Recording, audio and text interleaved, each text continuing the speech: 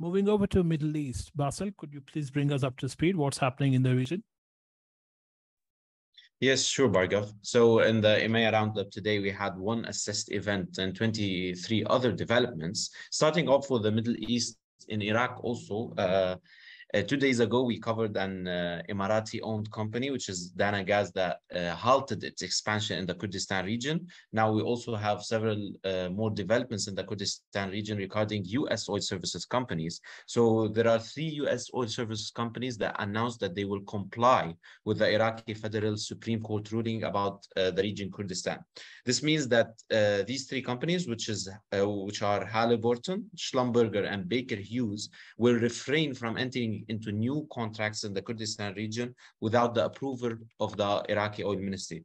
This actually comes after tensions between the Kurdistan regional government and the Iraqi federal government over Kurdistan's energy sector. So businesses are required to follow the developments politically between the KRG, which is the Kurdistan regional government, and the Iraqi federal government over the energy sector and its new policies and rules. Over to you, Sitati, to cover on Africa. Well, thank you, Bassel and Bhargav.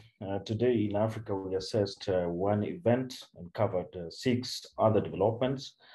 And the major issue is the yesterday's unveiling of an elaborate electoral calendar, as well as a constitution review commission by the Malian transitional authorities. And these reforms are set to pave the way for a return to constitutional order and civilian rule after the country's transitional period when it ends, that is in February 2024. And yesterday's announcements regarding the calendar as well as the review commission come after the enactment of a new electoral law on June 24th by President Assimi Goïta.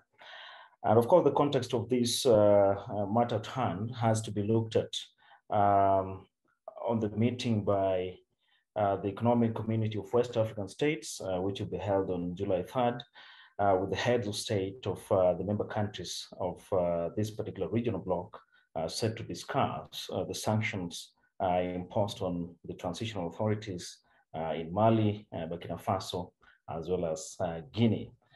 And in light of this, then ECOWAS had demanded at least a 12 to 16-month transitional period, as well as a raft of electoral and constitutional reforms as necessary conditions for lifting of the sanctions for the 3 countries.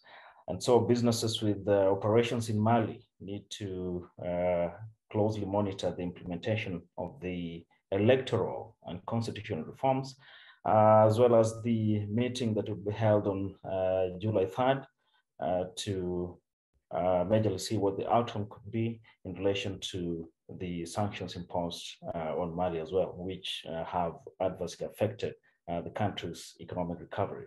So that's all from Africa today. Over to you, Bassel, to cover Europe. Thank you. Thank you, Sitati.